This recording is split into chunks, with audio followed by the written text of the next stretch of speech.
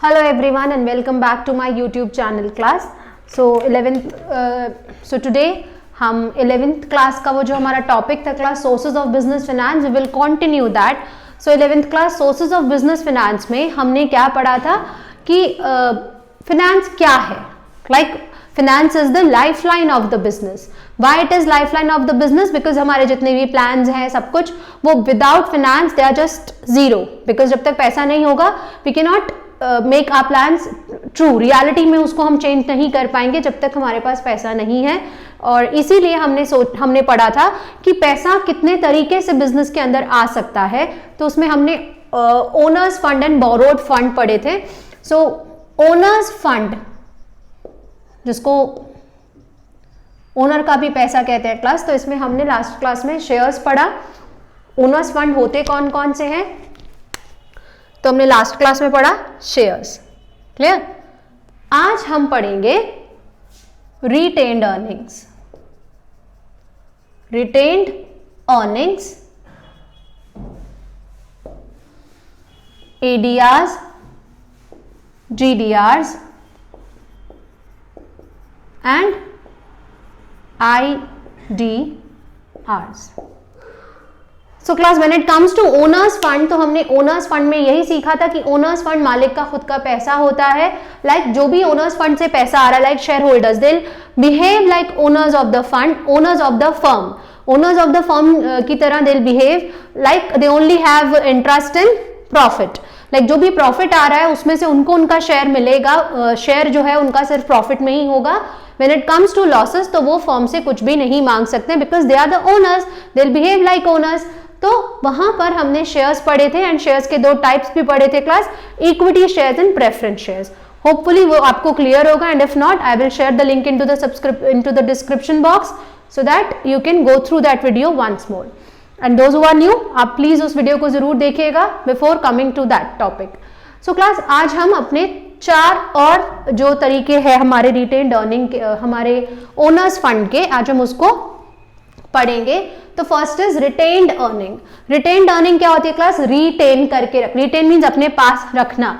तो retain earning means वो earning जो मैंने अर्न तो कर ली है लेकिन अभी मैं इसको अपने पास रख रही हूं. That means I am not distributing that profit straight forward to the partners और the share holders. I am keeping that profit aside so that अगर इन फ्यूचर मुझे लगता है कि मुझे वो पैसे की जरूरत है तो instead of issuing shares, debentures या किसी और से पैसा लेने से अच्छा कंपनी अपने ही प्रॉफिट को सम अप करके उसको बिजनेस में इन्वेस्ट करेगी to earn more profit. By this way ऐसा करने से क्या होता है क्लास? ऐसा करने से हमारी जो गुडविल है ना वो स्ट्रांग रहती है कि हाँ हमें मांगना नहीं पड़ रहा है बार बार किसी से पैसा.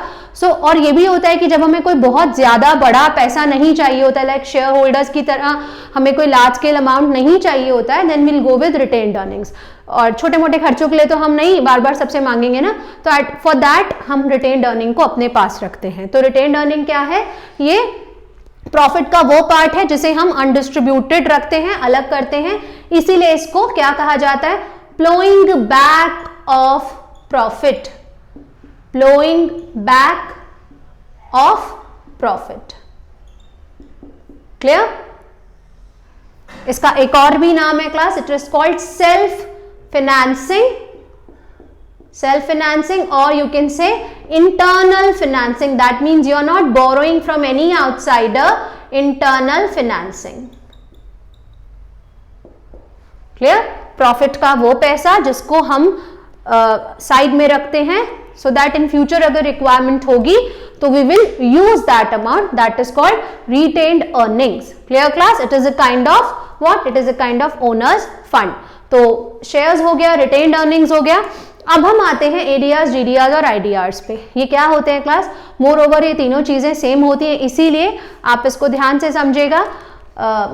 लाइक अगर मैं एडीआर की फुल फॉर्म लिखूं, it is American depository receipts. American depository receipts. When it comes to GDR, it is global depository receipts.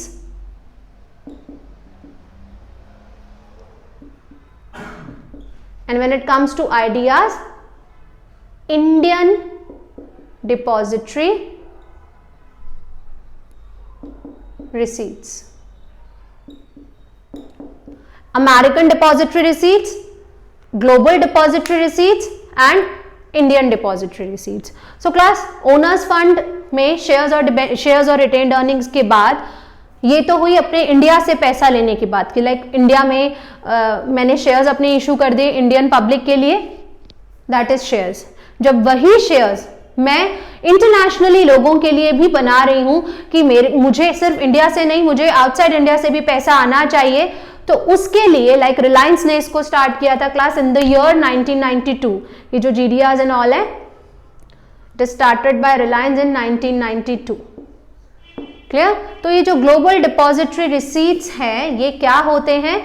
ये वो होते हैं जब आप शेयर्स बना रहे हैं, मतलब आप शेयर्स निकाल रहे हैं, अपनी कंपनी के शेयर्स इशू कर रहे हैं, and not for Indian people class, you are issuing that share for rest of the world. That is called GDR, global depository receipts. यानी कि पूरी दुनिया में आप किसी भी कंट्री के लोगों को अपने शेयर्स इशू, मतलब आप शेयर इशू कर रहे हैं एंड कोई भी कंट्री के जो सिटीजन्स हैं वो आपकी कंट्री में, आपकी कंपनी में आके अपना पैसा इन्वेस्ट कर सकते हैं.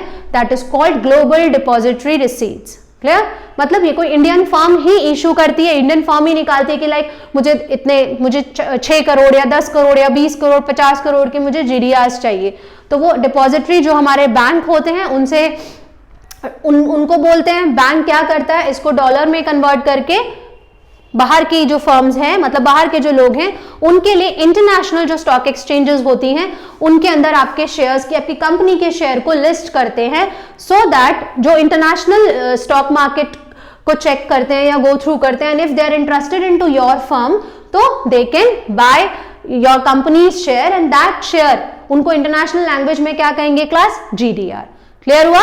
दैट मीन्स अगर कोई बाहर, मतलब इंडिया से बाहर कोई रहता है और अगर वो इंसान आपकी कंपनी में शेयर्स के थ्रू पैसा इन्वेस्ट करना चाहता है तो that way is GDRs, global depository receipt. Clear class? And same American depository receipt है.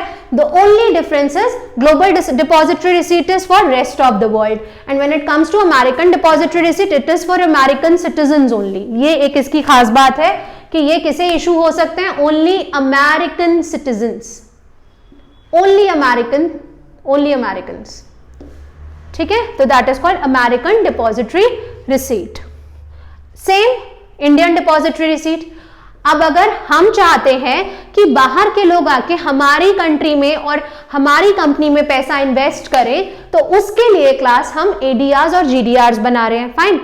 ऐसे ही बाहर के लोग चाहते हैं कि इंडियंस आके हमारी कंट्री में पैसा लगाएं, या वो इंडिया से हमें फंड मिले, या इंडिया के लोग यहां पर आके सामान हमारी कंपनी में इन्वेस्टमेंट करें, तो what they will issue is they will issue IDR.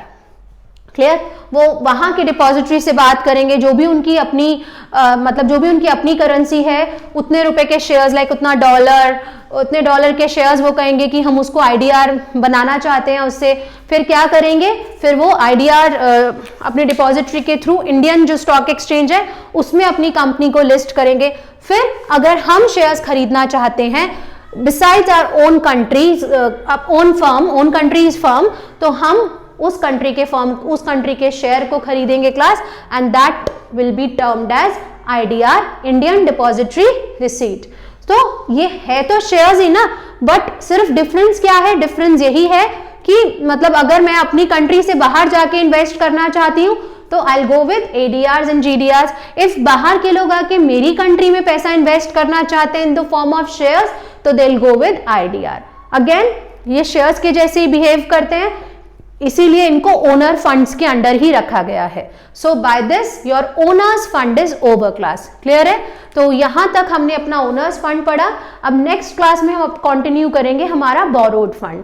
So if you have any problem regarding ADRs, GDRs और रिटेन्ड अर्निंग और शेयर्स, जो भी हमने पढ़ा, प्रेफरेंस या equity share, so you can comment down and ask your queries. Okay, thank you and have a nice day to all of you, and please do like, share and subscribe to my channel.